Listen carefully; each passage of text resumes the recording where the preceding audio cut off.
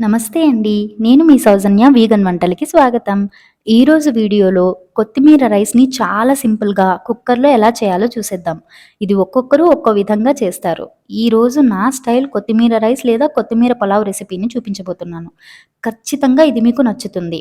ఎప్పుడైనా హడావిడిగా ఉన్నప్పుడు ఇట్టే చేసుకునే రెసిపీ. ఫటాఫట్ రెడీ అయిపోతుంది. ఇంకా రుచి కూడా అదిరిపోతుంది. మరి ఆలస్యం చేయకుండా ఈ క్విక్ లంచ్ బాక్స్ రెసిపీని ఒకసారి చూసేయండి. ముందుగా అరకట్టు కొత్తిమీర తీసుకొని కొద్దిగా నీళ్లు పోసి ఇలా పేస్ట్ చేసుకోండి. ఇప్పుడు ఒక కుక్కర్లో 3 టేబుల్ స్పూన్ల ఆయిల్, 2 టేబుల్ స్పూన్ల నెయ్యి వేసుకోండి. తరువాత ఇందులో 2 చిన్న దాల్చిన చెక్క, 1 స్పూన్ జీలకర్ర, 3 చీల్చిన పచ్చిమిరపకాయలు, 2 ఉల్లిపాయల తరుగు వేసి ఉల్లిపాయ రంగు మారేదాకా వేయించండి.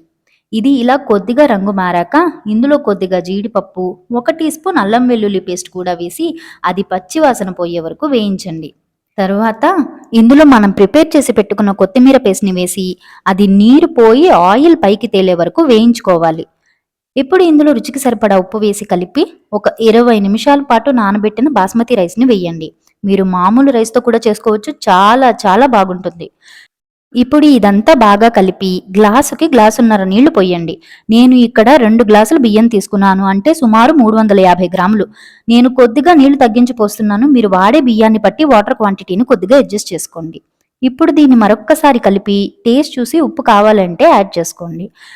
తరువాత మూత పెట్టి 2 విజిల్స్ వచ్చాక సిమ్లో ఒక 2 నిమిషాలు ఉంచి స్టవ్ ఆపేయండి.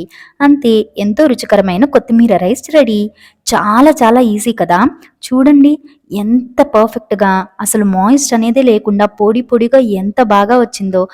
మరి మీరు కూడా ట్రై చేసి మీకు ఎలా వచ్చిందో కింద కామెంట్ సెక్షన్‌లో నాతో పంచుకోండి. ఈ వీడియో కనుక మీకు నచ్చితే తప్పకుండా లైక్ చేయండి, ఇంకా షేర్ చేయండి. అలాగే వీగన్ వంటలు ఛానల్‌ని సబ్స్క్రైబ్ చేసుకొని నన్ను సపోర్ట్ చేయండి ప్లీజ్.